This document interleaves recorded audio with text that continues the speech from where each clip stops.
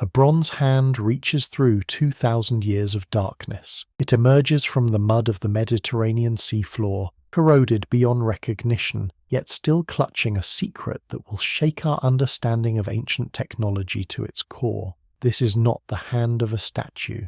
It is part of something far more impossible, something that simply should not exist. An ancient machine so sophisticated that when scientists first examined it, they refused to believe what they were seeing.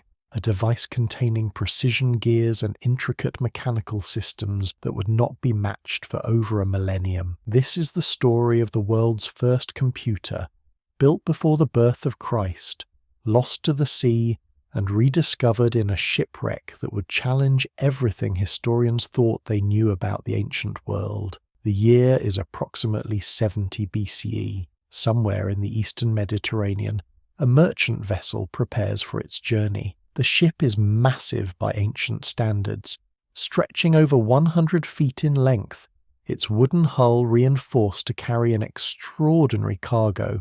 Bronze statues line the deck, wrapped carefully in fabric to protect them from salt spray. Marble sculptures sit in the hold, nestled between amphorae filled with wine and oil. Each amphora is carefully sealed with cork and pitch, ensuring its contents will survive the journey.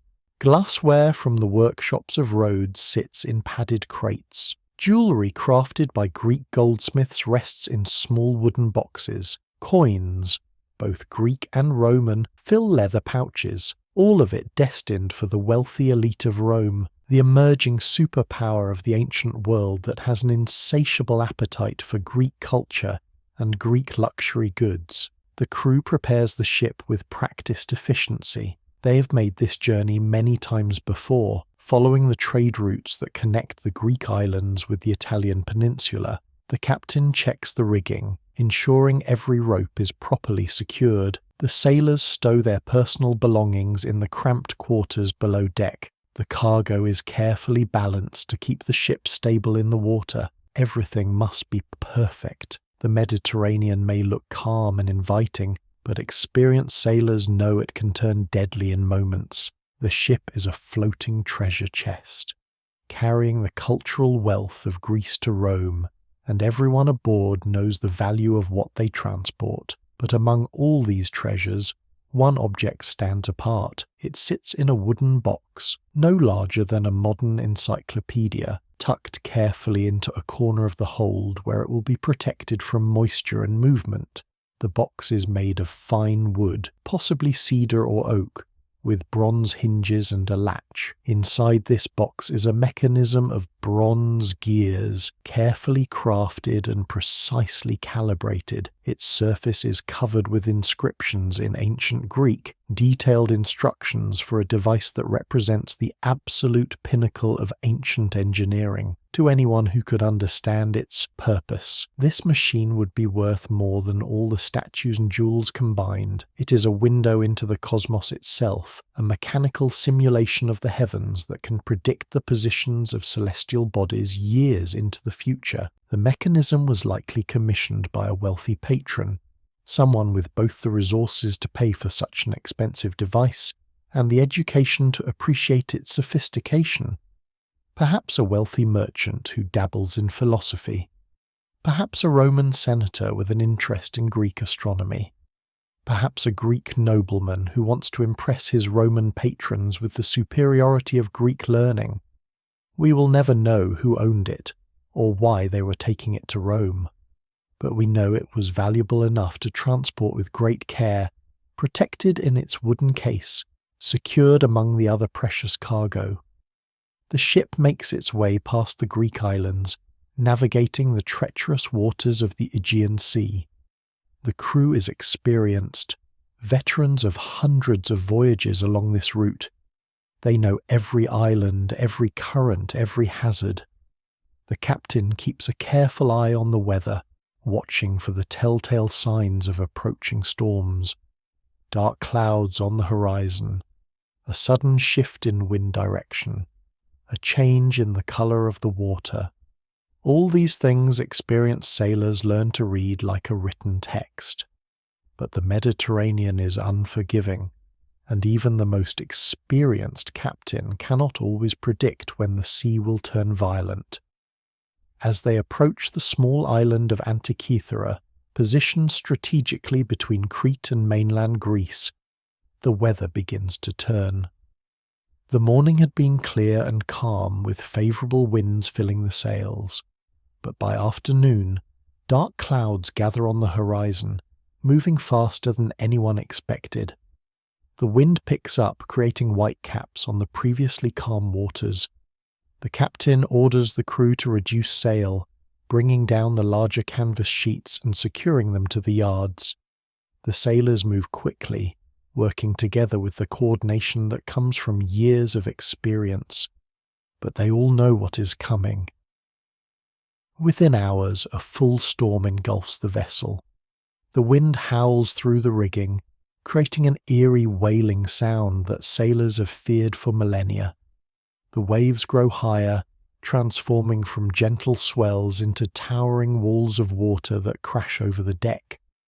The captain orders the crew to secure the cargo, but it may already be too late.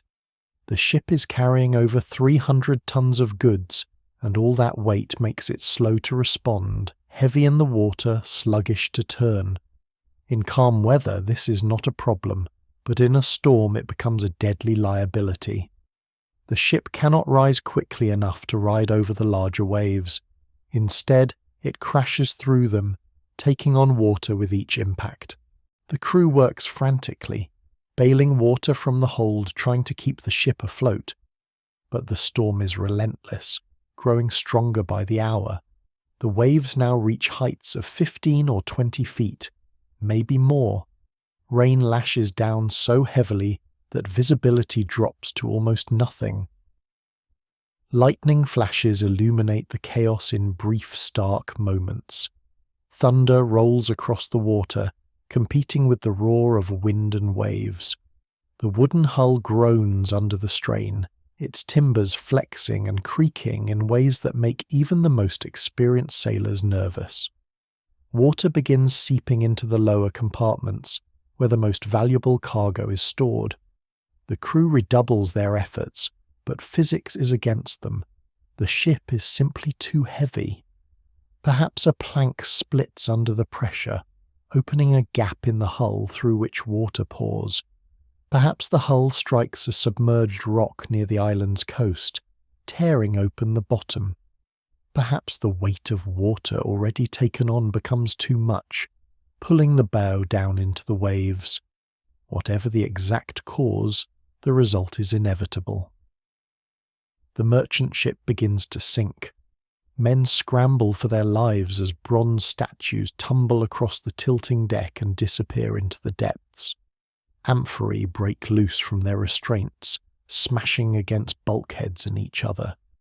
The wooden box containing the mysterious mechanism slides across the hold, then tumbles through a hatch and disappears beneath the waves. The ship goes down quickly once it starts. The bow dips under, and water rushes into every opening. The stern rises into the air, propellers and rudder exposed to the storm. Men cling to ropes and spars, hoping to stay above water long enough to find floating debris they can use as rafts. Some manage to grab broken pieces of the ship, others are pulled down by the suction as the vessel makes its final plunge. Within minutes, the great merchant ship settles onto the seafloor 45 meters below the surface, coming to rest on a rocky slope near the coast of Antikythera.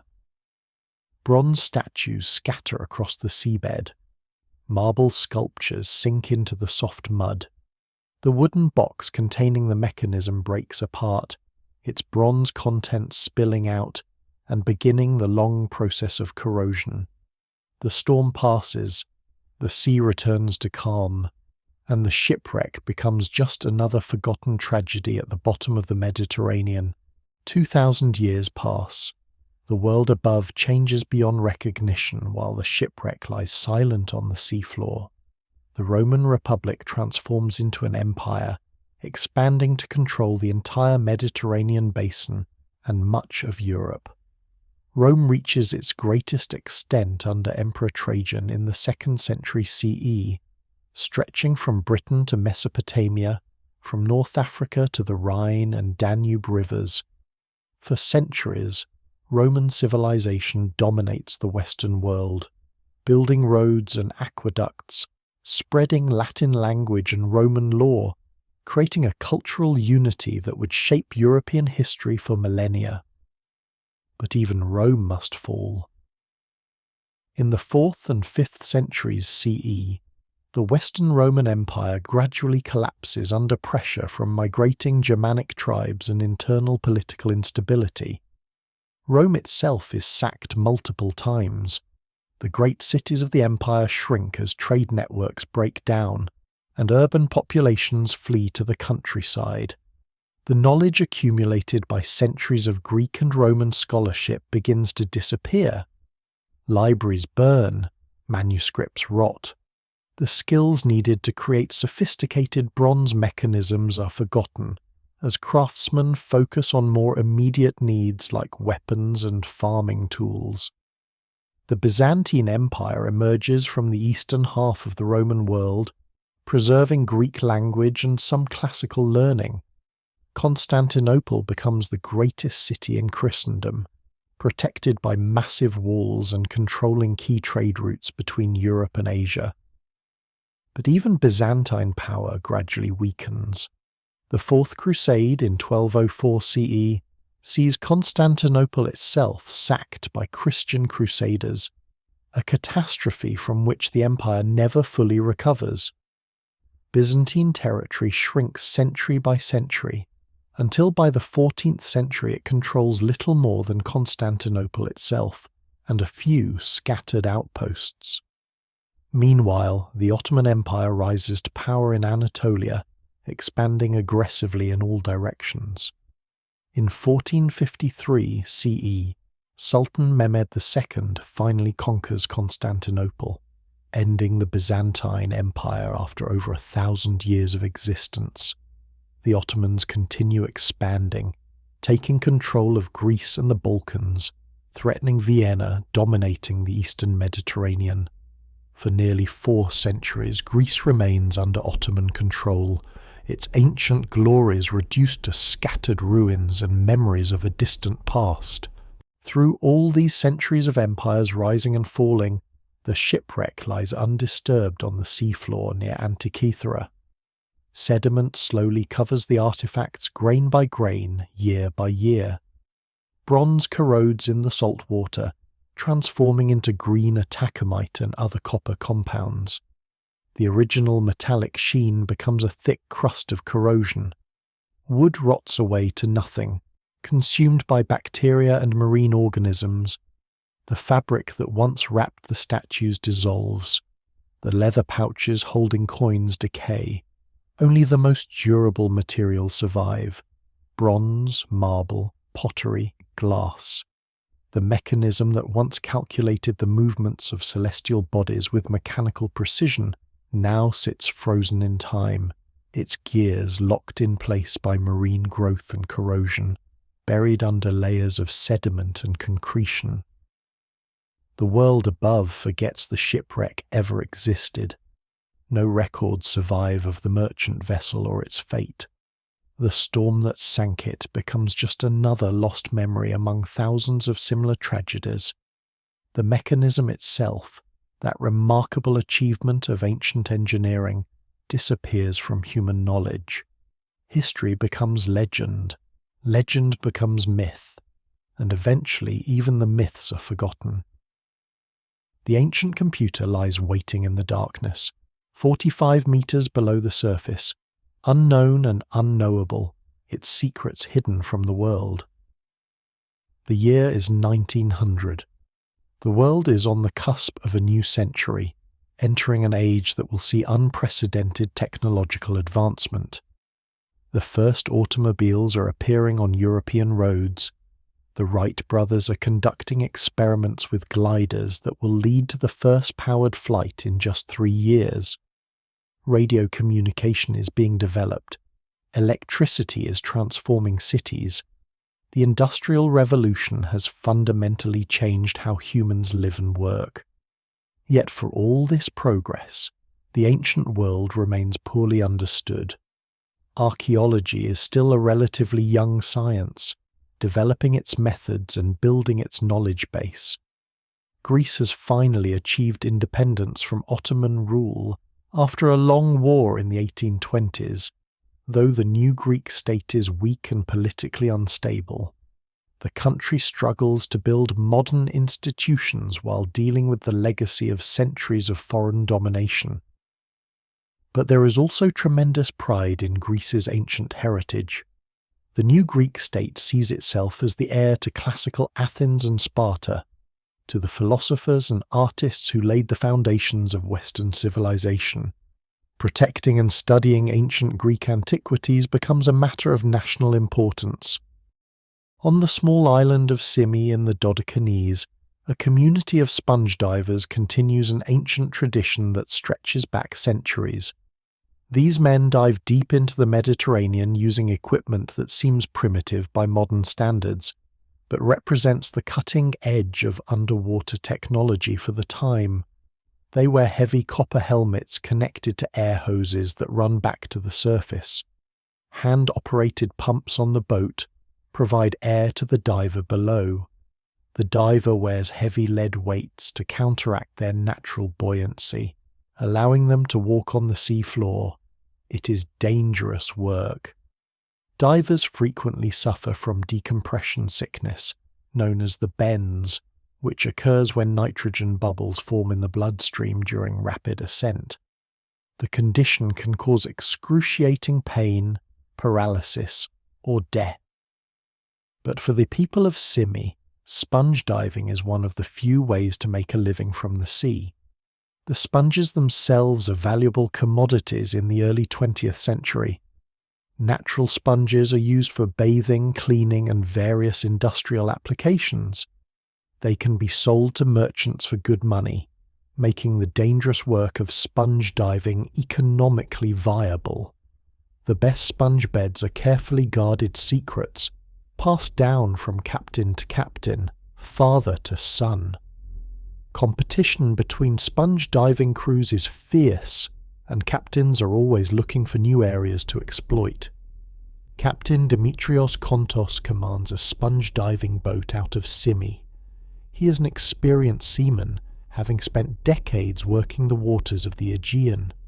His crew respects him for his knowledge and his fairness in dividing the profits from each expedition. In early 1900, his crew is working near the island of Antikythera. This area is known for dangerous currents and unpredictable weather, which is probably why it has not been thoroughly exploited by other sponge diving crews. But Kontos believes there might be good sponge beds here, and he is willing to take the risk of working in these challenging waters. One of his divers, a man named Elias Stadiatis, descends to the seafloor on what seems like a routine dive. He is wearing the standard copper helmet diving suit, with air pumped down from the boat above. The visibility is poor, as it often is in these waters. The current is strong, making it difficult to maintain position. Stadiatis walks slowly across the rocky seafloor, searching for the distinctive shapes of natural sponges. His air hose trails behind him, and he has to be careful not to let it snag on rocks or other obstacles. The pressure at this depth, about 45 meters, is significant. Every breath requires effort as he draws air through the narrow hose from the pump on the surface. As he searches for sponges, something catches his eye, a shape that does not belong on the natural seafloor. He moves closer and his heart begins to race. A human arm, bronze and heavily corroded, protruding from the mud. His first thought is that he has discovered bodies, perhaps victims of a recent shipwreck. But as he looks more closely, he realizes this is not recent. The bronze is ancient, covered in thick corrosion, and there is more. He can see other shapes buried in the sediment. More bronze forms, what might be marble. This is not a modern tragedy. This is an ancient shipwreck, possibly thousands of years old. Stadiatis grabs the bronze arm and begins his ascent, perhaps too quickly in his excitement. Ascending rapidly from depth is exactly how divers get the bends, but in the moment, Stadiatis is not thinking about decompression safety. He is thinking about the incredible discovery he has just made. When he reaches the boat, he is nearly incoherent, babbling about bodies and treasures on the seafloor. His hands are shaking as he struggles to remove his helmet. The other crew members exchange glances. Some of them think he might be suffering from nitrogen narcosis, sometimes called rapture of the deep, a condition where high pressure causes nitrogen to have an anesthetic effect on the brain, producing confusion and hallucinations. But Captain Kontos does not dismiss Stadiatis's claims. He knows his diver, knows him to be reliable and level-headed. If Stadiatis says there are ancient artifacts down there, then there probably are. Kontos decides to investigate personally. He dons the diving suit and descends to the location Stadiatis described. The current is still strong, and visibility is still poor, but Kontos is an experienced diver. He knows how to work in challenging conditions. He reaches the seafloor and begins searching the area. Within minutes, Kontos confirms what Stadiatis saw. The seafloor is scattered with bronze and marble statues, pottery fragments, and other artifacts. He can see the outline of a ship's hull, or at least what remains of it after 2,000 years underwater. This is an ancient shipwreck, and it appears to be incredibly rich in treasures. Bronze statues of remarkable size and apparent quality lie half buried in the sediment. Marble sculptures, their white stone covered in marine growth, sit on the rocks. Amphorae, the clay storage vessels used throughout the ancient Mediterranean world, are scattered across the site. Some are intact, others broken into fragments. This is a major archaeological discovery, potentially one of the most important ever made in Greek waters. Captain Kontos surfaces and immediately recognizes the significance of the find. This is beyond the scope of a simple sponge diving operation. This is something that needs to be reported to authorities, to people who understand ancient artifacts and can ensure they are properly recovered and preserved. Greece is still establishing its archaeological institutions, building the expertise and infrastructure needed to protect and study its ancient heritage. Kontos contacts the Greek government, sending word of the discovery to Athens. His timing is fortunate. Just a few decades earlier, under Ottoman rule, such a discovery might have been handled very differently, with artifacts potentially being seized and sent to Istanbul or simply looted by whoever could reach them first. But now Greece has its own government, its own museums, its own archaeologists eager to study the country's ancient past. The government sends representatives to assess the site. They travel to Antikythera and meet with Captain Kontos and his crew. The divers describe what they found, and the government officials are amazed. Based on the descriptions of bronze and marble statues, this could be one of the most important archaeological discoveries in Greek history. The shipwreck might date back to the classical or Hellenistic period, potentially containing artifacts that could shed new light on ancient Greek art and culture. The government authorises a full recovery operation, providing a naval vessel, the Syros, to support the sponge divers. The operation will be funded by the Greek state, and all recovered artifacts will become property of the National Archaeological Museum in Athens. Over the next several months, from late 1900 into 1901, the divers make repeated descents to the wreck site. The work is exhausting and dangerous. The divers can only stay at depth for a few minutes at a time before they must return to the surface to avoid decompression sickness. The water is cold, especially at depth, and there are no heated suits or other modern amenities. The current remains strong throughout the operation, making it difficult to work effectively. The visibility is often poor, sometimes only a few feet. The divers work essentially blind, feeling their way across the wreck site, identifying objects by touch and bringing up whatever they can carry. Despite these challenges, the recovery operation yields astonishing results. Statue after statue is brought to the surface. Some are bronze, green with corrosion, but still recognizable. Others are marble, their white stone now covered with marine growth, but their carved features still visible. There is a magnificent bronze statue of a young man, later identified as possibly representing Paris or Perseus, with one arm outstretched in a gesture that suggests he once held something, perhaps a bow or an apple.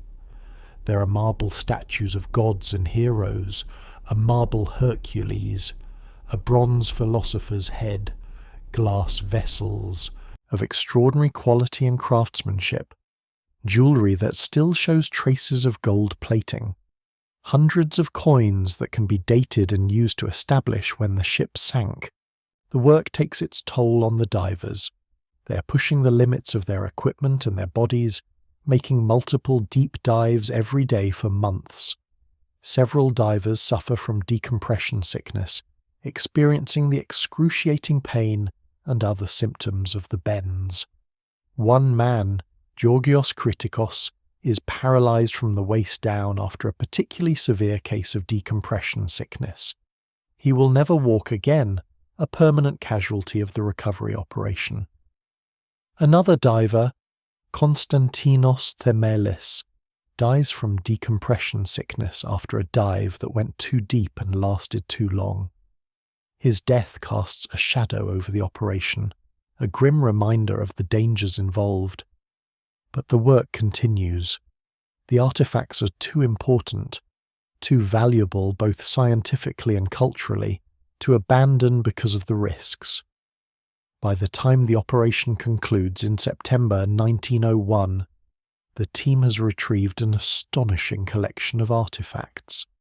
The exact count varies depending on how you categorize items, but there are dozens of major sculptures, hundreds of smaller bronze and marble pieces, numerous glass vessels, countless pottery fragments, and hundreds of coins. It is the richest ancient shipwreck ever discovered at that time, a time capsule from the ancient world that provides unprecedented insight into Greek and Roman art, trade, and culture. And among all these obvious treasures, there are also several lumps of corroded bronze that no one can immediately identify. They are irregular in shape, covered in thick green corrosion, and do not obviously represent any recognizable object. The recovery team brings them up along with everything else, but they are not considered a priority. They look like scrap metal, probably pieces of broken statues or ship's fittings. All the recovered items are transported to the National Archaeological Museum in Athens. The museum staff faces an enormous task. Hundreds of artifacts need to be cleaned, catalogued and studied. Each piece must be carefully documented, photographed and described. The bronze pieces need special treatment to halt the corrosion process and preserve what remains. The marble pieces need cleaning to remove marine growth and sediment. The pottery fragments need to be sorted and potentially reassembled. The coins need to be counted, identified and dated. It is years of work and the museum has limited staff and resources. Naturally, the spectacular statues receive immediate attention. They are cleaned and put on display, generating tremendous excitement in the archaeological community and among the Greek public. Here is tangible evidence of ancient Greek artistic achievement, sculptures that demonstrate the skill and sophistication of classical artists. Scholars write papers analysing the style and dating of the statues. Newspapers publish photographs and descriptions. The discovery makes headlines around the world, establishing Greece's National Archaeological Museum as a repository of world-class antiquities. The pottery and glassware are carefully examined, providing evidence of ancient trade networks and manufacturing techniques. The coins are counted and dated, helping establish that the ship sank sometime in the mid-1st century BCE, probably between 70 and 60 BCE. But those mysterious lumps of corroded bronze? They sit in storage, largely ignored. They do not look like much, just shapeless masses of green corrosion, perhaps remnants of broken statues or ship fittings. There are more important things to study, more obviously significant artifacts that demand attention. The lumps are catalogued and placed in storage crates where they sit forgotten. Museum staff walk past them regularly, never suspecting that these unprepossessing lumps of corroded metal contain one of the most significant technological artifacts from the ancient world. 2 years pass. The spectacular statues from Antikythera are now properly displayed in the museum. Scholars have published numerous papers analysing the find. The discovery has firmly established the shipwreck as one of the most important archaeological sites from classical antiquity. But the corroded lumps of bronze remain unstudied, sitting in their storage crates, waiting for someone to look at them more closely. It is May of 1902. A Greek politician named Spiridon Stais is visiting the National Archaeological Museum in Athens. Stais is not an archaeologist by training, but he has a keen interest in ancient history and frequently visits the museum to examine new acquisitions. He is examining some of the artifacts recovered from the Antikythera shipwreck, including items still in storage that have not yet been fully catalogued or studied. As he looks at the various items, one of the corroded bronze lumps catches his attention. Something about it seems unusual. The lump has been sitting in storage for 2 years now, drying out slowly in the air. As it dried, internal stresses in the corroded metal caused it to crack. Through one of these cracks, Stais can see something extraordinary, something that does not belong in a shapeless mass of corroded bronze. A gear wheel, circular with teeth cut around its circumference. He looks closer, his excitement growing. There are inscriptions too. Ancient Greek letters engraved on the surface. Numbers. This is not just a lump of corroded metal. This is some kind of device, some kind of mechanism containing gears and inscriptions. Stais immediately alerts his cousin, Valerios Stais, who serves as director of the National Archaeological Museum. Valerios Stais is an experienced archaeologist who has worked on many important excavations and studied countless ancient artifacts, but he's never seen anything like this. Ancient gears, mechanical devices from the classical period. The conventional wisdom is that such technology did not exist in ancient Greece. Yes, the Greeks were brilliant philosophers, mathematicians and artists, but precision mechanical engineering, complex gear trains. These were developments of the medieval period, more than 1,000 years after the Antikythera shipwreck. At least that is what every historian and archaeologist believes. But here is physical evidence that contradicts that belief. Bronze mechanism with carefully crafted gear wheels sitting in a storage crate in Athens. Valerios Stais begins the first serious examination of the device. He works carefully, knowing that the corroded bronze is fragile and could crumble if handled roughly. As he gently cleans away some of the surface corrosion, more details become visible, more gears. He counts at least 3 separate wheels, all with precisely cut teeth. The gears are meshed together, suggesting they were part of a functioning mechanism. There are inscriptions all over the surface, though many are illegible due to corrosion and the fact that the bronze has fractured into multiple pieces. The mechanism appears to have been housed in a wooden case, but the wood has long since rotted away, leaving only the bronze components and some calcified remains that might be decayed wood. Stays measures what remains of the device. Reconstructing its original dimensions from the fragments is challenging, but he estimates the overall size must have been approximately 34 centimeters high, 18 centimeters wide, and 9 centimeters deep. About the size of a large book, maybe a bit bigger than a modern encyclopedia volume. The bronze plates that form the front and back of the device are fractured but still identifiable. One plate would have been the front display, where someone using the device would read information. The other plate formed the back. Between these plates was the gear mechanism, now partially exposed due to corrosion and breakage. What was this device?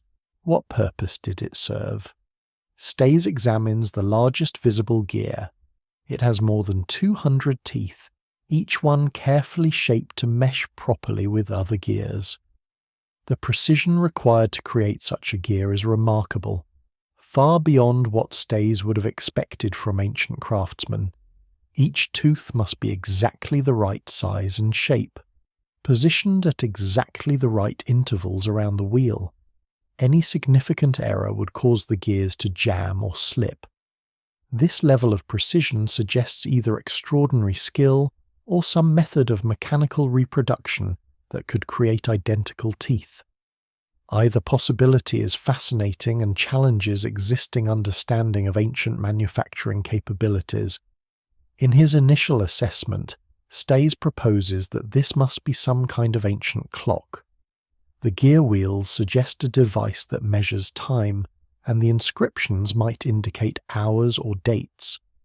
But mechanical clocks were not invented until the medieval period, first appearing in European monasteries in the 13th or 14th century CE.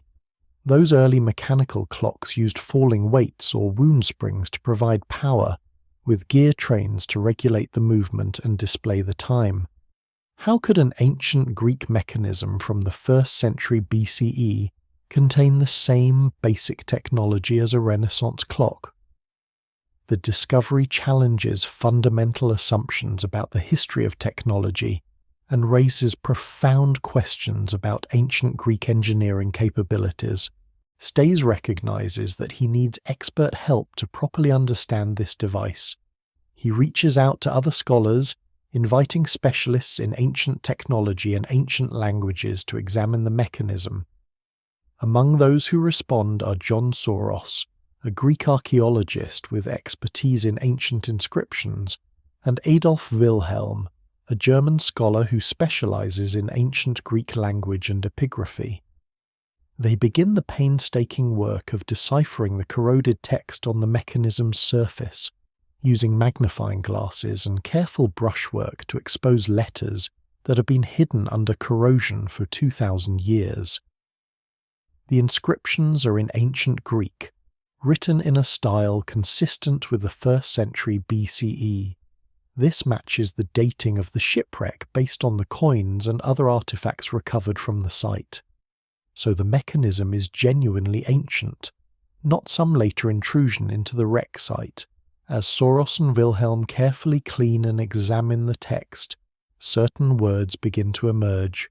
The inscriptions appear to be labels and instructions. One word in particular stands out, grabbing their attention immediately: zodiac, an ancient and unusual word referring to the zodiac, the band of 12 constellations through which the sun, moon, and planets appear to move over the course of a year. This single word transforms the investigation. If the mechanism displays the zodiac, then it is not simply measuring time in hours or days. It is tracking the movements of celestial bodies through the constellations. It is an astronomical device, something that relates to the sky and the cosmos. Suddenly, the mechanism becomes much more interesting and much more mysterious. What could ancient Greeks have built that combined gear mechanisms with astronomical observations? Another scholar, Pericles Rediades, joins the research team to help interpret the growing body of inscriptions they are uncovering. Rediadis discovers more text that appears to be operating instructions, step-by-step directions for how to use the device, what to look for, how to interpret the displays, what the various pointers and scales mean. This is significant. The mechanism is not just a piece of art or a symbolic object. It is a functional instrument designed to perform specific tasks and provide specific information. The instructions suggest that users needed guidance to operate it correctly, implying the device was complex enough that its operation was not immediately obvious. As they continue cleaning and documenting the inscriptions, a picture begins to emerge. This device calculated and displayed astronomical information. It showed the positions of celestial bodies. It tracked zodiacal constellations. It was some kind of astronomical calculator, something that performed calculations automatically through its gear mechanisms. The scholars begin to form a hypothesis about the mechanism. Perhaps this device is an astrolabe, an ancient astronomical instrument. Astrolabes were known to exist in antiquity, though no examples from this early period have survived to modern times. An astrolabe can be used to determine the position of the sun and stars at any given time, helping with navigation, timekeeping, and solving various astronomical problems. But traditional astrolabes do not contain gears. They are flat discs with movable parts, essentially two-dimensional calculators that work through rotating components aligned with engraved scales. If this device is related to an astrolabe, it represents a massive leap forward in complexity and sophistication, introducing a third dimension and mechanical automation that traditional astrolabes completely lack. The research team publishes their initial findings in 1902 and 1903. The archaeological community reacts with a mixture of fascination and skepticism. An ancient gear mechanism, precision bronze gears from the 1st century BCE, it seems impossible, contradicting everything historians believe about ancient technology. Some scholars suggest that the device might be much younger than the other artifact from the shipwreck, perhaps having fallen into the wreck site from a later, separate shipwreck in the same location. Others propose that it might be a medieval Islamic astrolabe that somehow got mixed in with the ancient Greek artifacts during the recovery operation, or while in museum storage. After all, Islamic scholars in the medieval period did create sophisticated astronomical instruments, and perhaps one of those somehow ended up in the same storage crate as the ancient artifacts. But the evidence argues strongly against these alternative explanations. The bronze of the mechanism has the same thick corrosion pattern as the other bronze items from the wreck. Marine corrosion develops over centuries, creating distinctive layers and patterns. An expert can look at corroded bronze and estimate roughly how long it has been underwater. The mechanism's corrosion is consistent with 2,000 years of immersion, not a few decades or centuries. The style of the Greek inscriptions matches the 1st century BCE, the same period as the shipwreck. Ancient Greek letter forms changed over time, and epigraphers can date inscriptions based on how letters are shaped and how words are abbreviated. The inscriptions on the mechanism use letter forms consistent with the Hellenistic period, not the medieval or Byzantine period. The device is genuinely ancient, contemporary with the other artifacts from the shipwreck. Albert Rehm, a German expert in ancient languages and astronomy, travels to Athens in the years following the initial discovery. Rehm has spent decades studying ancient astronomical texts, and he understands both the mathematical theories ancient astronomers developed and the technical terminology they used. He spends weeks carefully studying the inscriptions on the mechanism, documenting every visible letter and symbol. He uses magnifying glasses and precise measuring tools, creating detailed drawings of the text. Much of the inscription is still illegible, hidden under thick corrosion or simply broken away when the mechanism fractured. But Rem manages to extract significant information from what remains visible. In his analysis, he discovers something remarkable that previous researchers had missed: an ancient Egyptian month name written in Greek letters. This is significant for several reasons. First, it tells us that the mechanism uses an Egyptian calendar system, or at least incorporates Egyptian astronomical knowledge. The ancient Egyptians developed a solar calendar of 365 days, divided into 12 months of 30 days each, plus 5 extra days at the end. This calendar was simpler and more regular than the lunar calendars used by most Greek city-states. Second, the presence of Egyptian month names suggests cultural connections between Greek astronomy and Egyptian astronomy, showing how knowledge flowed between these civilizations. Rame proposes a bold theory based on his analysis. What if this device does not just display the current positions of celestial bodies? What if it can actually calculate those positions for any date, past or future? What if it is a mechanical simulator of the cosmos, a machine that models the movements of the sun, moon, and planets through time? This would be extraordinary. It would mean that ancient Greeks not only understood astronomical cycles well enough to predict them mathematically, but also possessed the mechanical engineering skills to build a machine that performed those calculations automatically. Rame's theory is revolutionary, suggesting that the mechanism represents a level of technological sophistication completely unexpected in the ancient world. But Rem cannot prove his theory. The mechanism is too corroded, too fragmentary. Much of the internal structure is hidden beneath layers of atacamite and marine concretion. Without being able to see how all the gears connect to each other, without understanding the complete gear train from input to output, it is impossible to fully understand what calculations the device performs. Riem publishes his findings in academic journals, presenting his evidence and his theory. Other scholars read his work with interest, but many remain skeptical.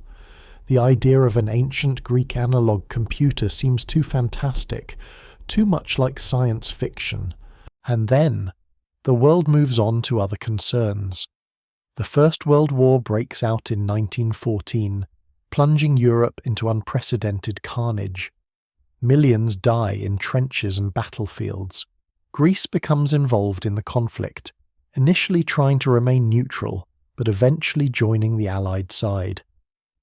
Archaeological research takes a back seat to survival and military necessity. Museums close or shift their focus to protecting collections from potential damage. The National Archaeological Museum in Athens works to safeguard its artifacts, moving the most valuable pieces to secure storage. The Antikythera Mechanism sits in its crate, awaiting someone who can unlock its secrets. But that someone will not come for decades. The war ends in 1918, but Europe is devastated. Economies are shattered, governments are unstable. The 1920s bring some recovery and renewed interest in archaeology, but the mechanism remains poorly understood. A few scholars continue to study it, publishing occasional papers, but no major breakthroughs occur. The 1930s see the rise of fascism in Europe and the approach of another world war. In 1939, Germany invades Poland, and the Second World War begins. Greece tries to remain neutral, but is invaded by Italy in 1940. Greek forces successfully repel the Italian invasion, one of the first Allied victories of the war. But in 1941, Germany intervenes, conquering Greece in a matter of weeks. The 1940s bring the devastation of World War II to Greece. Nazi occupation, widespread famine, resistance movements fighting German forces. The National Archaeological Museum works desperately to protect its collections from looting and destruction. Many artifacts are hidden or moved to secure locations. Some are lost. The mechanism survives, but there is little opportunity for research during wartime. Greece is liberated in 1944, but the country immediately descends into civil war between communist and anti-communist forces. The civil war lasts until 1949, leaving Greece exhausted and impoverished. The 1950s bring stability and slow recovery, but resources for archaeological research remain limited. Yet the 1950s also bring a breakthrough, though not in archaeology. This decade sees the birth of modern computing. The first electronic computers are developed during and immediately after World War II for military purposes. ENIAC, completed in 1946, is one of the first general-purpose electronic computers. It fills an entire room, contains 17,000 vacuum tubes, weighs 30 tons, and consumes enough electricity to power a small town. But it can perform calculations at speeds impossible for human mathematicians, solving complex mathematical problems in hours that would take human computers weeks or months. These early computers inspire new ways of thinking about information processing and computation. Engineers and mathematicians begin developing theories about how information can be represented, stored, and manipulated. The concept of the algorithm, a step-by-step procedure for performing calculations, becomes central to computer science. And in this new context, the Antikythera Mechanism begins to attract fresh attention from a new generation of scholars. If this ancient device really does perform astronomical calculations mechanically, then it might be considered a kind of analog computer, a machine that processes information through physical motion rather than electronic signals. It might be the world's first computer, built 2,000 years before the electronic age. In 1953, a new generation of underwater explorers arrives at Antikythera. Leading them is Jacques Cousteau, the French filmmaker, naval officer, and diving pioneer who has revolutionized underwater exploration. Cousteau and his colleagues developed the aqualung in 1943, a self-contained underwater breathing apparatus that allows divers to swim freely without being tethered to surface air supplies. With this equipment, divers can explore at depths and for durations that were impossible for the old-fashioned copper helmet divers. They can move freely, examining underwater sites with unprecedented detail. Cousteau has used his aqualung to explore shipwrecks throughout the Mediterranean, creating films that bring underwater archaeology to popular audiences. Cousteau believes that much more of the Antikythera shipwreck remains undiscovered, buried beneath sand and sediment on the seafloor. The sponge divers in 1900 worked under extremely difficult conditions, with limited time at depth and poor visibility. They could only recover what was easily accessible on the surface of the seabed, but decades of currents and sediment movement might have exposed new areas of the wreck, and modern diving equipment makes it possible to excavate beneath the seafloor systematically. Cousteau obtains permission from the Greek government to conduct a new expedition to the site. Cousteau's team arrives at Antikythera with the research vessel Calypso, equipped with the latest diving and excavation equipment. They have underwater cameras to document everything they find. They have metal detectors to locate bronze objects buried beneath sediment. They have airlifts, essentially underwater vacuum cleaners that can remove sand and sediment to expose buried artifacts. The team makes multiple dives to the wreck site, systematically searching areas that were not explored in 1900. The underwater visibility is better than it was for the sponge divers, and the modern diving suits provide better thermal protection, allowing longer working time on the bottom. The divers use metal detectors to sweep across the seafloor, listening for the distinctive signals that indicate buried bronze objects. When they detect something, They carefully excavate using the airlift, removing sediment grain by grain to avoid damaging any artifacts. They find the remains of the ship's wooden hull, remarkably well preserved beneath the protecting layer of sand that has covered it for 2,000 years. The wood is waterlogged and fragile, but the ship's structure is still recognizable. They can see how the hull was constructed, how the planks were fitted together, how the ship was designed. This provides valuable information about ancient shipbuilding techniques. They discover more artifacts that the sponge divers missed or could not reach. Additional pottery sherds, more bronze fragments, some coins. But despite their best efforts, despite weeks of searching and excavating, they do not find any new pieces of the mechanism. The divers systematically cover the entire wreck site, using grid patterns to ensure they do not miss any areas. They excavate beneath the sediment in locations where the mechanism fragments were originally found, hoping that more pieces might be buried there. But nothing emerges. Cousteau and his team eventually conclude that the sponge divers of 1900, despite their primitive equipment and difficult working conditions, did a remarkably thorough job. They recovered nearly everything that was accessible on the surface of the wreck site. Cousteau returns to Antikythera 2 more times over the following decades, in 1976 and again in 1986, each time with better equipment and more sophisticated search techniques.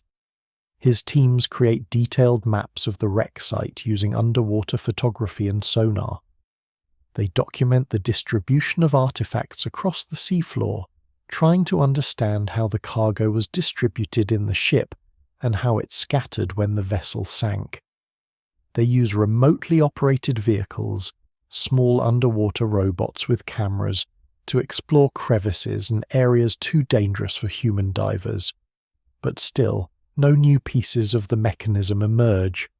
Whatever secrets the device holds, they will have to be extracted from the existing fragments sitting in the National Archaeological Museum in Athens. And for that, a new kind of scientist is needed.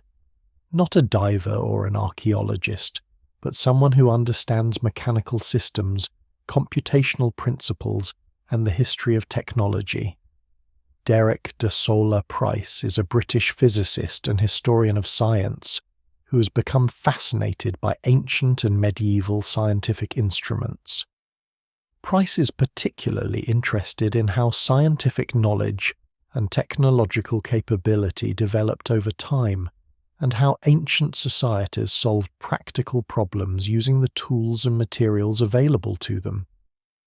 In the early 1950s, while working at Cambridge University, Price learns about the Antikythera Mechanism from archaeological publications.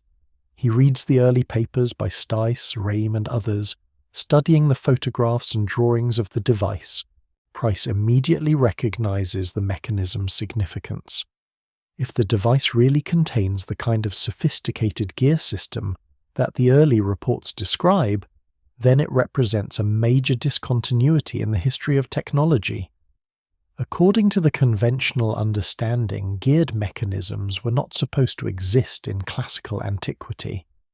The earliest known gear systems in the Western tradition appear in medieval Islamic and European civilizations, showing up in water clocks and mechanical astronomical devices around the 9th or 10th century CE. These medieval gears are relatively simple, with straight-cut teeth and basic gear ratios.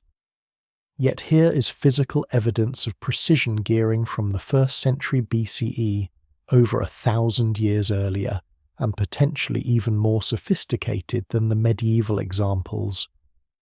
Price decides he must study the mechanism personally.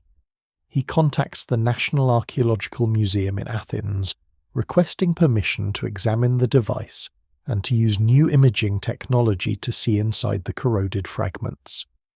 The museum grants permission, and Price begins preparations for what will become a decades-long research project. He recognizes that the key to understanding the mechanism is seeing the internal structure, the arrangement of gears that is hidden beneath layers of corrosion. The early researchers could only examine what was visible on the surface, occasionally seeing hints of internal gears where cracks or breakages exposed the interior, but much of the mechanism's structure remained invisible. Price obtains permission to use X-ray imaging on the mechanism fragments. X-ray technology had been discovered in the 1890s by Wilhelm Röntgen, but the equipment has improved dramatically by the 1950s and 60s. Modern X-ray machines use more powerful radiation sources and better detection systems, allowing them to penetrate metal objects and reveal internal structures that are invisible to the naked eye. This is exactly what Price needs. The mechanism is too fragile and too corroded to disassemble. Attempting to separate the gears mechanically would almost certainly destroy them. But with X-rays, he can see through the corrosion and examine the gear trains inside without touching the fragile bronze. Price travels to Athens in the late 1950s and begins his X-ray examination of the mechanism. The museum provides a room where he can work, setting up the X-ray equipment and positioning the mechanism fragments carefully to get the best images. X-ray photography requires precise positioning and multiple exposures from different angles to build up a complete picture. Price takes hundreds of X-ray images, carefully documenting every fragment from multiple orientations. The work is painstaking and time-consuming, but the results are spectacular. What Price discovers in those X-ray images astounds him. The mechanism contains not just a few gears, but an entire system of interlocking gear trains, a mechanical calculator of extraordinary complexity. He counts over 30 separate gears, all precisely meshed together to form functional calculating chains. Some of the gears are simple spur gears, with teeth cut straight across the face of the wheel. These are the most basic type of gear, used for transferring rotation from one axis to another while changing the speed or torque. But Price also identifies more complex gear types. He finds what appear to be epicyclic gear systems, where smaller gears orbit around larger ones, creating complex motion patterns. Each gear in the mechanism has a specific number of teeth, carefully chosen to create a particular mathematical ratio. When two gears mesh together, the ratio of their tooth counts determines how their rotation speeds relate. If one gear has 60 teeth and meshes with a gear that has 30 teeth, then every time the large gear rotates once, the small gear rotates twice. This is how the mechanism performs division mechanically. Complex calculations involving multiple factors can be broken down into a series of gear ratios, each one handling one part of the calculation, with the results feeding through the gear train to produce a final output. Price measures the tooth counts on as many gears as he can see clearly in his X-ray images. Some gears are too corroded or too obscured by other components to count accurately, but he manages to determine tooth counts for most of the major gears. He finds gears with 23 teeth, with 38 teeth, with 48 teeth, with 53 teeth. Some of the larger gears have over 200 teeth. The largest gear he can identify clearly has 223 teeth, each one precisely cut to mesh properly with its neighbouring gears. Creating a gear with 223 teeth requires remarkable precision. Each tooth must be positioned at exactly the right interval around the circumference, exactly 1 divided by 223 of the full circle, which is about 1.6 degrees.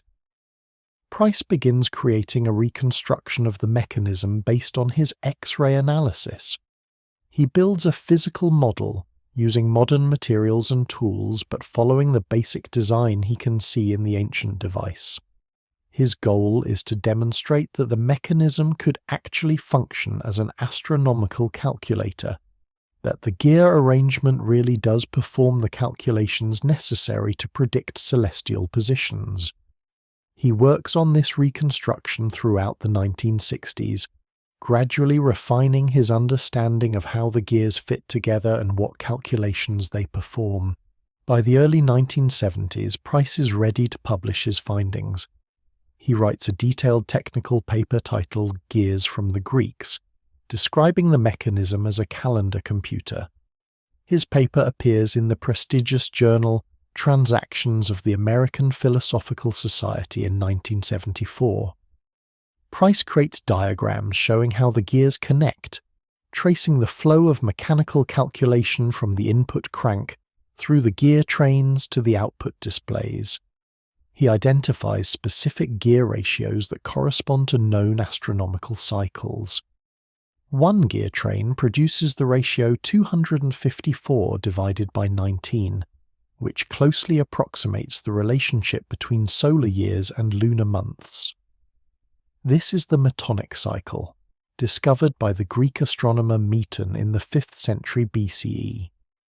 Price's reconstruction demonstrates that the device could perform the astronomical calculations that ancient texts describe.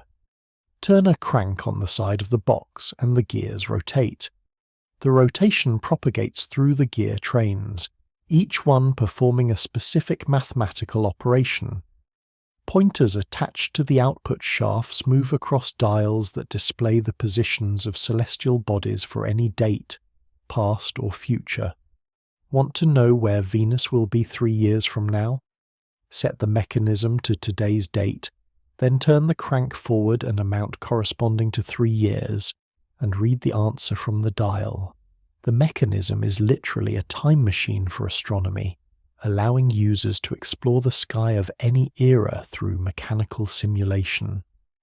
Price's work generates tremendous excitement in the scholarly community and among the general public. Here is proof that ancient Greek technology was far more advanced than anyone had imagined. The mechanism demonstrates a level of mechanical sophistication that would not be matched for over a millennium, until medieval clockmakers began building the first mechanical astronomical clocks in the 14th century. Price calls the Antikythera Mechanism the most important scientific artifact from antiquity, more significant than any text or sculpture, because it provides direct physical evidence of ancient engineering capabilities. Few scholars disagree with this assessment. The discovery forces a complete reassessment of what ancient Greeks knew and what they could build. Newspapers and magazines publish articles about the ancient computer. Television documentaries explore the mechanism, showing Price's reconstruction and explaining how it works. The story captures public imagination because it challenges common assumptions about the ancient world. Most people think of ancient Greeks as philosophers and artists, sitting around discussing abstract ideas and creating beautiful sculptures. But here is evidence that they were also practical engineers who could design and build complex machines. The mechanism becomes a symbol of lost ancient knowledge, a reminder that history is not a simple story of steady progress, from primitive past to advanced present. But Price's reconstruction has significant problems, issues that will not be fully understood until decades later. To make his model work properly, to get it to produce the correct astronomical calculations, Price had to modify some of the gear tooth counts. The X-ray images clearly show gears with certain numbers of teeth, but those numbers do not produce exactly the right astronomical calculations when run through the gear train mathematics. So Price assumes he must have miscounted, or that some teeth were damaged and lost, and he adjusts the numbers to make his model work. This introduces errors into his reconstruction. The astronomical predictions his model produces are close to correct, approximating the actual positions of celestial bodies reasonably well, but they are not quite accurate enough. Something is still missing from the analysis, some aspect of the mechanism's design that Price has not fully understood. Two researchers looking at Price's published work notice these inconsistencies and decide to investigate further. Michael Wright is a curator at the Science Museum in London, specializing in mechanical devices and the history of technology. He has extensive experience studying clocks, scientific instruments, and mechanical calculators from various historical periods. Alan Bramley is a mechanical engineer with decades of experience in precision machinery, having worked in industries that manufacture gears and other high-precision mechanical components. Together, they represent a powerful combination of historical knowledge and practical engineering experience. Wright and Bramley decide to conduct their own investigation of the Antikythera mechanism. They realize that Price's X-ray images, while revolutionary for their time, have limitations. X-ray technology improved significantly between the 1950s and the 1980s, with better radiation sources, better detectors, and better image processing. New X-rays might reveal details that Price's images missed. In the 1980s and 1990s, Wright and Bramley travelled to Athens multiple times to examine the mechanism fragments personally. They do not rely solely on photographs and X-rays. They want to see the actual fragments, to examine them under magnification, to make their own measurements and observations. They spend weeks at the National Archaeological Museum, working in a room where the mechanism fragments are laid out for study. They use precision measuring tools, calipers and micrometers to measure gear dimensions. They use magnifying glasses and microscopes to examine tooth profiles and surface details. They photograph the pieces from every angle, creating a comprehensive visual record. They make detailed drawings of each gear, documenting tooth counts, diameters, and any visible damage or wear patterns. This kind of careful, systematic documentation is essential for understanding how the mechanism was originally constructed and how it functioned. Wright and Bramley realized that Price made several errors in his reconstruction, misunderstanding how certain gears connected or what role they played in the overall mechanism. Some gears that Price thought were part of one gear train actually belong to a different system. Some gear positions are incorrect, placing gears in locations where they could not physically fit given the constraints of the wooden case that housed the mechanism. The two researchers begin developing their own model of the mechanism, trying to correct these errors and produce a more accurate reconstruction. But as they work together over several years, tensions develop between them. The problem is partly one of personality and partly one of ambition. Bramley becomes increasingly possessive of their research, increasingly concerned with receiving proper credit for their discoveries. He begins to believe that solving the Antikythera mechanism will make him famous, that being known as the person who finally decoded the ancient computer will cement his legacy in the history of science. He starts excluding Wright from decision-making, making research choices without consultation, and taking sole credit for insights that emerged from their joint discussions. Wright tries to maintain the collaboration, believing that working together produces better results than either of them could achieve alone. But Bramley becomes more and more difficult to work with. He starts refusing to share data, keeping his notes and measurements to himself. He stops responding to Wright's communications.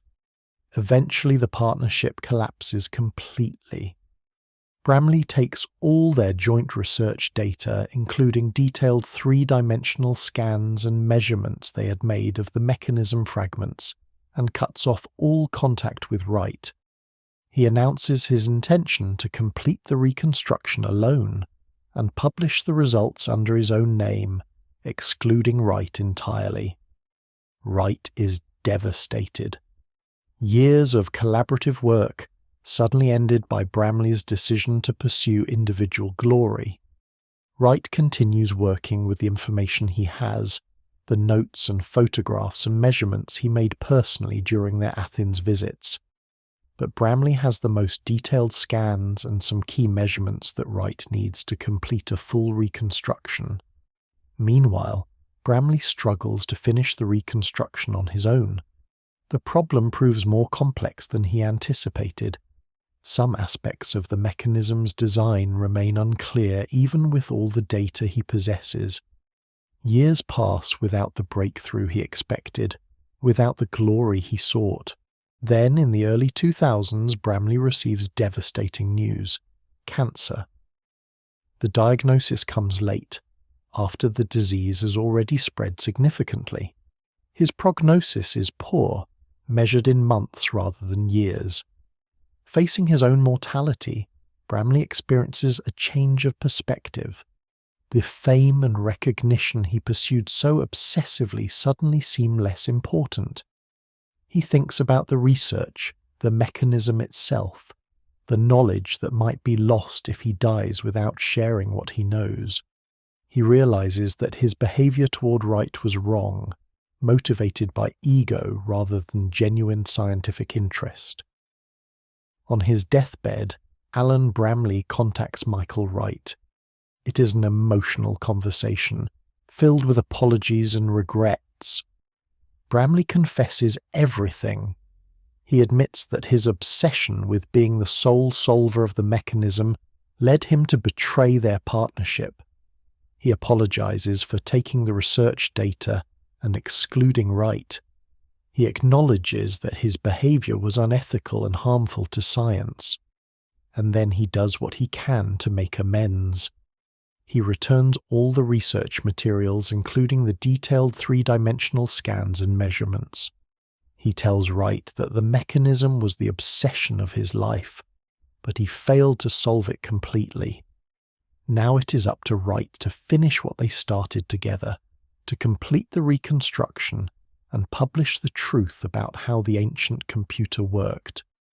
Bramley dies shortly after this conversation, taking with him whatever unique insights he might have developed during his solo work. Wright is left with mixed emotions: sadness at Bramley's death, lingering hurt from the betrayal, but also determination to complete the work they began together. Wright has the data now, all the measurements and scans from their years of research. He continues working throughout the 2000s, building multiple physical reconstructions of the mechanism, each one incorporating new insights as his understanding deepens. By 2002, Wright has created a model that works substantially better than Price's original reconstruction. His version accurately calculates the positions of the Sun and Moon, correctly modeling the Moon's variable speed through the sky.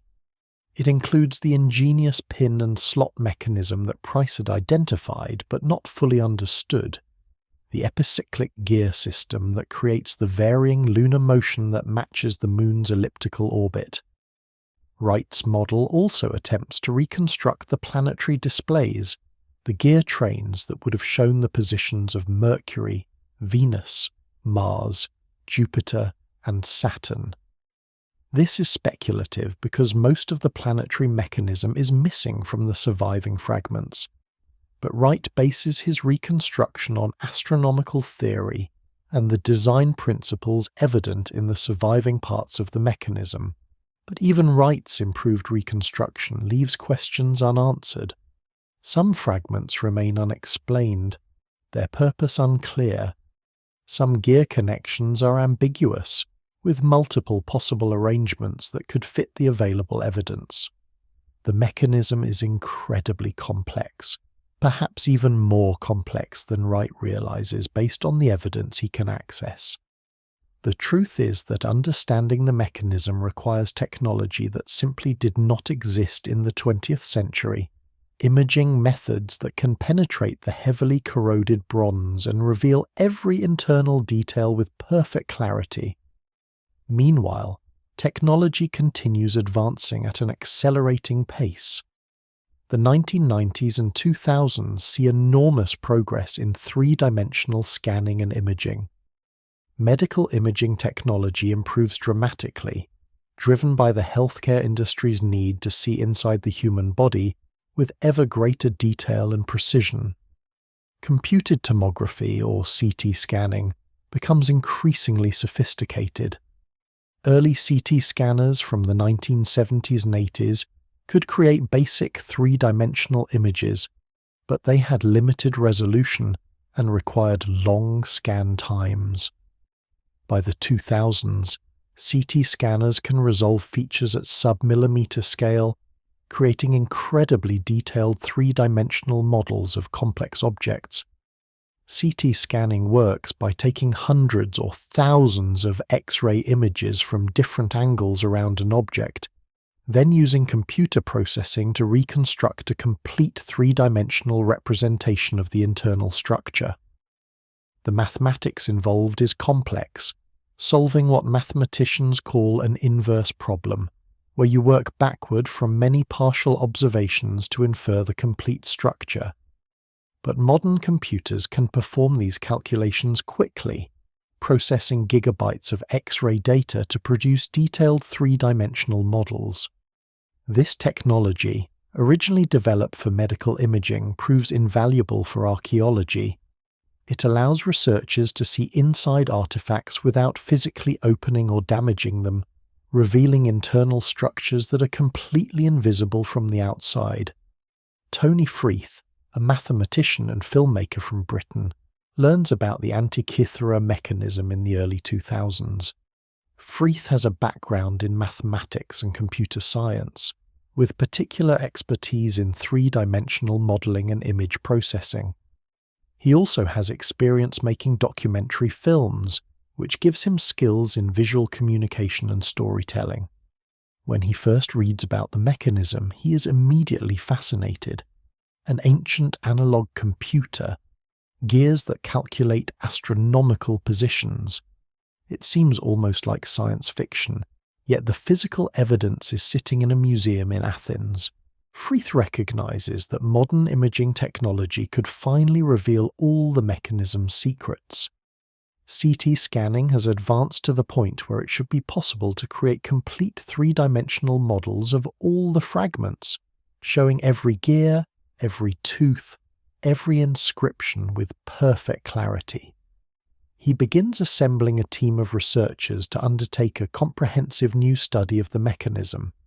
His team will include mathematicians to analyze the gear ratios and astronomical calculations, physicists to operate the imaging equipment, classicists to read and interpret the inscriptions, and historians of science to place the mechanism in its proper cultural and technological context.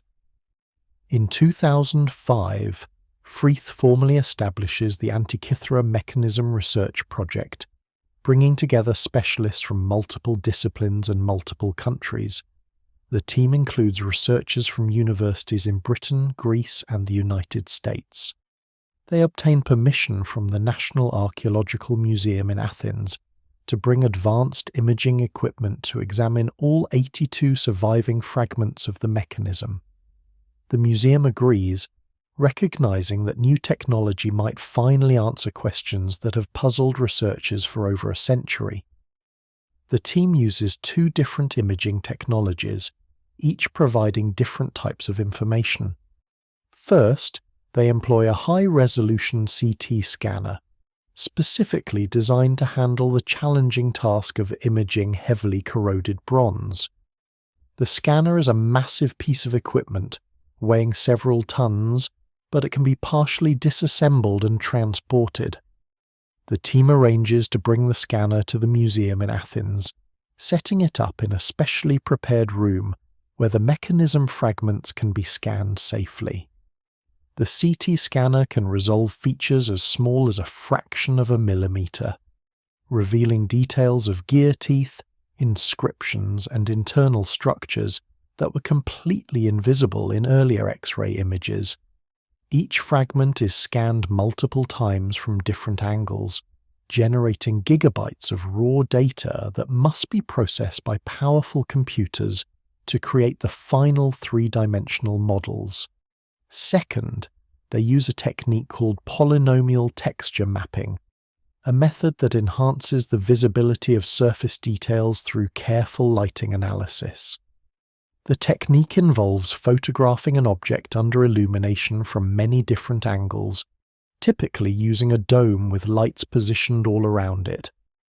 By combining images taken under different lighting conditions and using mathematical processing to analyze how light reflects from the surface, the method can reveal surface features that are barely visible under normal illumination.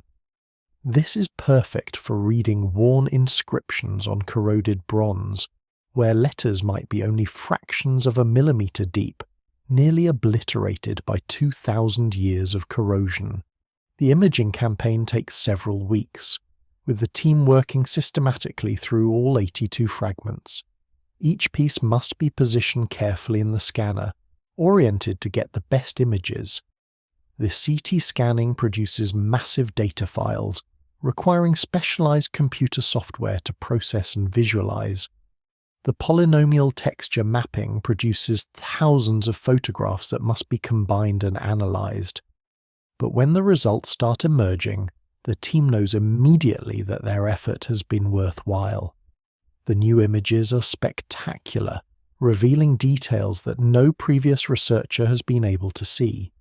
The CT scans reveal gears that no one knew existed, components hidden deep inside the corroded bronze, completely invisible from the outside and missed even by Price's X-rays. The team discovers that the mechanism originally contained at least 40 separate gears, possibly more. Some of these gears are tiny, barely larger than a coin, with teeth less than a millimeter long.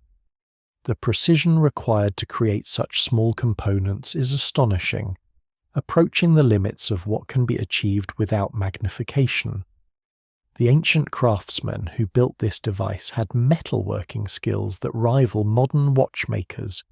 They could measure and cut with extraordinary precision, creating gears that mesh together smoothly despite tooth sizes measured in fractions of millimeters. The polynomial texture mapping of the inscriptions produces equally spectacular results. Freeth's team is able to read thousands of letters that were previously invisible, text that has been illegible for 2,000 years. The enhanced imaging brings out subtle shadows and textures that reveal where letters were engraved, even when the engraving itself has been nearly erased by corrosion.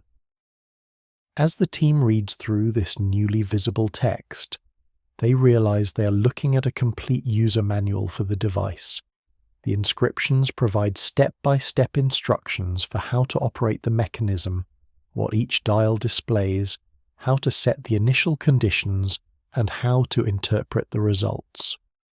The text is written in clear ancient Greek, using technical astronomical terminology, but explaining things in a way that an educated user could understand. It describes how the front dials show the positions of celestial bodies through the zodiac. It explains that the back dials show longer-term cycles, the Metonic cycle for reconciling solar and lunar calendars, and the Saros cycle for predicting eclipses. It provides tables of numbers that users can reference for specific calculations. The mechanism is not just a machine. It is a complete astronomical prediction system, combining mechanical calculation with textual reference information to give users comprehensive knowledge about celestial phenomena. And perhaps most importantly, it reminds us that knowledge is precious and fragile. The Antikythera Mechanism is the only surviving example of ancient mechanical computers, but it was almost certainly not the only one built. All the others are gone, melted down centuries ago for their valuable bronze, their very existence forgotten until a Greek sponge diver made a lucky discovery in the waters off a small island. What we know about history depends entirely on what survives. A shipwreck preserves what fire and recycling destroy. a storm in 70 BCE became, paradoxically, the very thing that saved this remarkable device for future generations to study. The bronze hand that emerged from the mud in 1900 opened a door to the past that no one knew existed. Behind that door was a civilization that could build analog computers, that could mechanically simulate the cosmos, that possessed knowledge and skills historians thought were impossible for people living 2,000 years ago. The Antikythera Mechanism forces us to question our assumptions about history, about progress, and about the capabilities of ancient engineers. It reminds us that human ingenuity has always existed in every era, finding expression through the technology and materials of its time. Every time we look at the corroded fragments sitting in the National Archaeological Museum in Athens, we are reminded of how much we still do not know. How many other technological marvels existed in the ancient world? How many other traditions of sophisticated engineering flourished and then vanished without leaving physical evidence? The mechanism proves that our understanding of ancient capabilities is incomplete, that surprises still await discovery, that the past was more complex and sophisticated than we typically imagine. Today, as we build ever more sophisticated computers, as we send spacecraft to explore the solar system, as we create simulations of the entire universe, we can look back at the Antikythera Mechanism with a mixture of admiration and humility. Admiration for the ancient craftsman who created something so far ahead of its time, and humility, recognizing that our own technological achievements are part of a much longer story, one that includes not just progress but also loss, not just discovery but also forgetting. The mechanism sits in its museum case, a testament to both human brilliance and human fragility. It represents what we can achieve when we combine mathematical understanding with mechanical skill, when we push the boundaries of what seems possible with the tools at hand. But it also represents what we can lose when knowledge is not carefully preserved and transmitted. Every generation must decide what to protect, what to study, what to pass on to the future. The Antikythera Mechanism survived by accident, preserved by the very disaster that sent it to the bottom of the sea. Perhaps that is the final lesson of the ancient computer, that simply should not exist, that the most remarkable achievements can be lost and forgotten, that what seems impossible today may have been commonplace in the past, that the story of human civilization is not a simple march from primitive ignorance to modern enlightenment, but a far more complex journey involving both stunning achievements and tragic losses. And that sometimes, just sometimes, the sea gives back what it has taken, allowing us a glimpse of wonders we thought could never have existed. The bronze hand reached through 2,000 years of darkness, and when we grasped it, we discovered that the ancient world was far stranger and more sophisticated than we ever imagined.